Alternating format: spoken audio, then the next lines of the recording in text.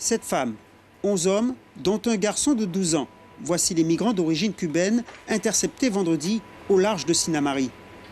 Ils étaient à bord de cette embarcation arraisonnée par les gendarmes. Les 4 passeurs brésiliens ont été interpellés et déférés. Quant aux migrants, ils seront laissés sur le bord de la route jusqu'à ce que Sébastien Haddad, le directeur de l'hôtel du Fleuve, ne s'en occupe. Je les vois ici, je dis qu'est-ce que vous faites? Cayenne, Cayenne, Cayenne. Donc je dis c'est pas possible avec la pluie qui fait, donc je prends le téléphone, j'appelle la mairie pour avoir ce qu'on pouvait faire. Et puis comme j'avais pas de résultat, j'ai fait rentrer les gens à l'intérieur de l'hôtel, je leur ai servi à manger, je leur ai distribué des chambres.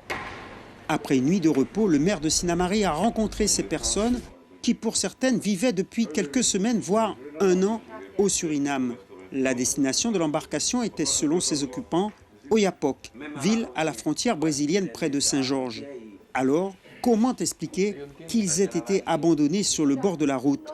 Michel-Ange Jérémy n'en revient pas. Voilà, encore une fois une détresse du système.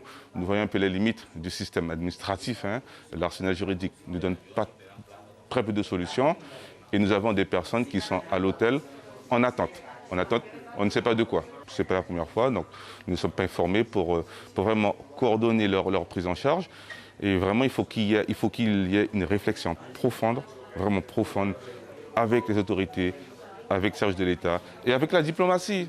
Parce que je pense que nous en aurons d'autres. Là, les passeurs ont compris un petit peu la stratégie. Il y aura d'autres migrants. Donc aujourd'hui, c'est Sinnamary, demain, ça peut être une autre commune de Guyane. Car à écouter ces migrants, basés au Suriname, où ils travaillaient, la situation chez nos voisins devient insoutenable pour eux. Nous sommes nombreux à être maltraités dans n'importe quel pays où nous arrivons. Ils ne paient pas le salaire qu'on doit gagner. Il y a beaucoup de xénophobie contre les Cubains. Nous sommes maltraités, discriminés. Là, c'est trop. Le Suriname est un bon pays. Il y a de bons côtés, mais aussi des mauvais. Tous les Cubains qui sont là-bas souffrent. Nous ne sommes pas les seuls à vouloir fuir parce qu'on nous maltraite.